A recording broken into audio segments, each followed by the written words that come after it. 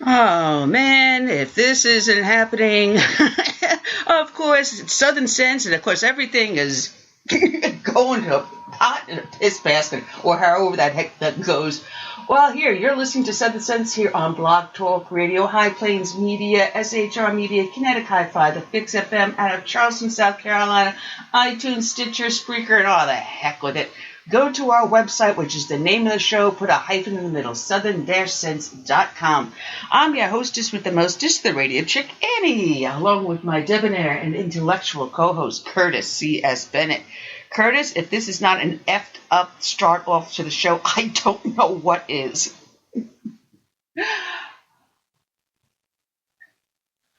Oh, man. I got to tell you, so those listening in just moments before going on air live, my main computer crashed, the one that's hooked up to my soundboard, my microphone, my headset, everything is hooked up to the mainframe, and it just is sitting there like a quart-warm bottle of piss trying to restart. So I'm using a backup laptop, and once again, using my landline to call into the show. So if we sound a little weird, a little whacked out, it's because we are. We are. Oh, man, Curtis, I mean, and you know how my office is set up. So you know the laptop is in an awkward position. So it's going to be interesting to see how this ends up panning out for the rest of the show. Want to welcome everyone that's up in our... We're connected somehow or other. Want to welcome everyone that's up in the chat room and those who are listening in online. Oh, geez. I don't even know what the heck I was just going to say. Curtis, I am really messed up. Oh, yes, we've got a great guest that's going to be joining us at 1:15, Dr. J.P. Sloan. Oh, man, this guy is an amazing guy. TV producer, radio host, TV host, whatever. Author of multiple books, theological scholar, actor, movie producer, you name it, he's done it. And he's got 2 great books out, both of which his wife sent me. The first one is A Simple Crash Course on Islam, Are the Bible's God and Allah the Same? And the other is The Evil History of Replacement Theology. I finished the crash course last night, and I started in on replacement theology. And oh, my goodness, things that I did not know. And it's going to be very fun and interesting talking with him. So he's going to be joining us for the show today. That said, let's see if I can get my act together here. Since everything is in the opposite place that I'm accustomed to, even where my mouse is. Geez, if anything can go wrong. Anyway, I am rambling on, but today's show, like every show, is dedicated to a fallen hero. And today's show is going out to Trooper Kenneth V. Velez, Ohio State Highway Patrol. His end of watch was just recently, September 15th of 2016. And as I pull up the dedication song, and here we go. This is from the Amherst News-Time. A sea of blue filled Amherst High School hallways Friday as teens rallied around fellow classmate Christian Velez, mourning the death of his father.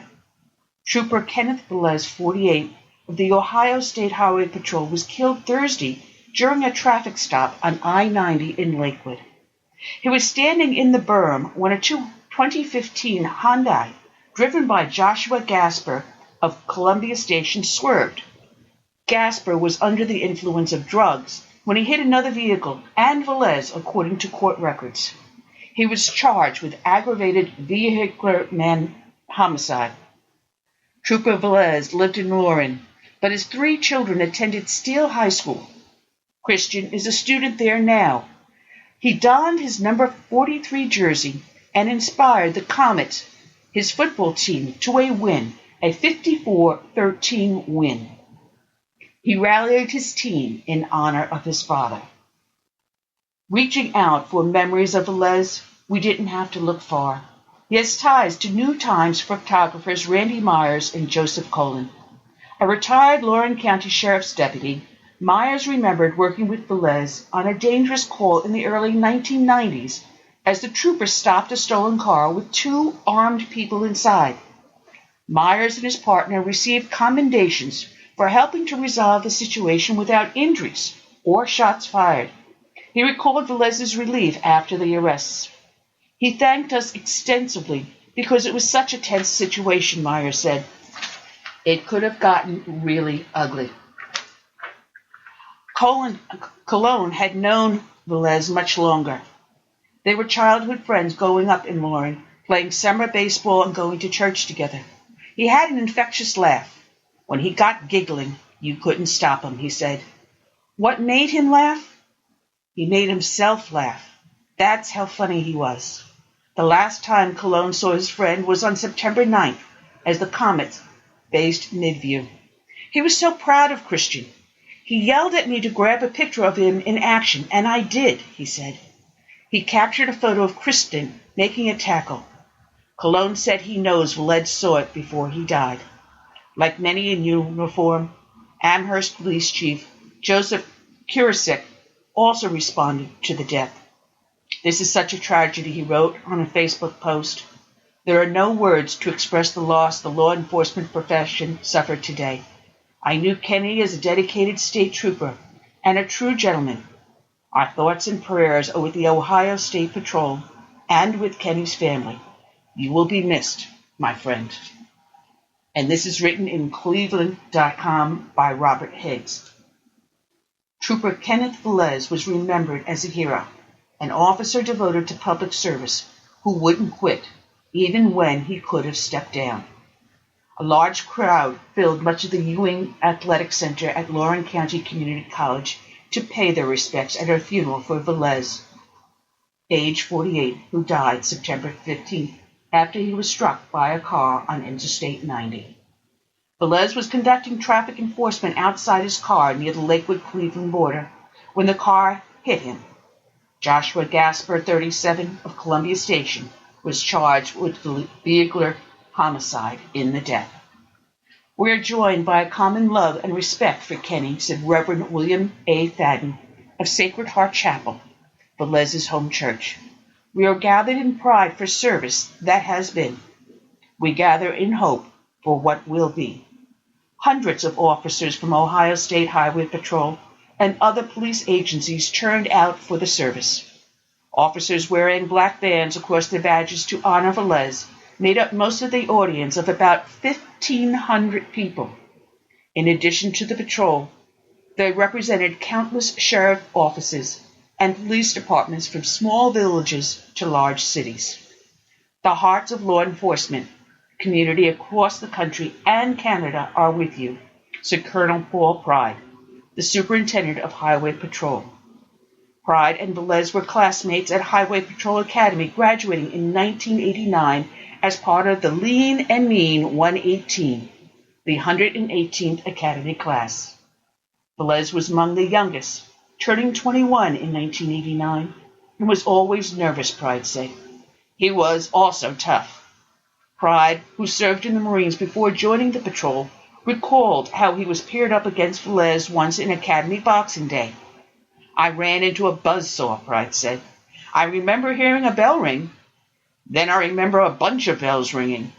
He said Velez later joked he was the only officer to bust the colonel in the head and get away with it. Ray Torres, Velez's cousin, recalled that while assigned to the Canfield post in Mahoning County early in his career, Velez suffered a head injury after he was sideswiped by a passing car and knocked to the ground.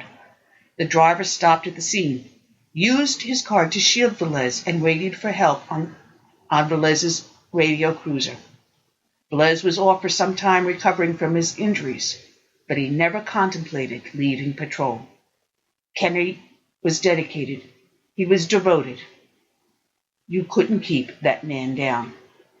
Velez's children, Devin, Christian, and Andrea, thanked those in attendance for honoring their father, saying his service is a source of pride to them. After serving in Canfield, Velez transferred home to the patrol's Elyria post. He spent most of his career there. He devoted his whole life to protecting others and protecting us, said Devin Velez. Following the service, the officers lined the walkways leading to the Ewing Activity Center to salute as Velez's casket passed by. Scores of law enforcement vehicles escorted the funeral procession to Calvary Cemetery. Small flags lined the roadside along the procession route. A giant flag was suspended above the roadway by two ladder trucks of the El Raya Fire Department.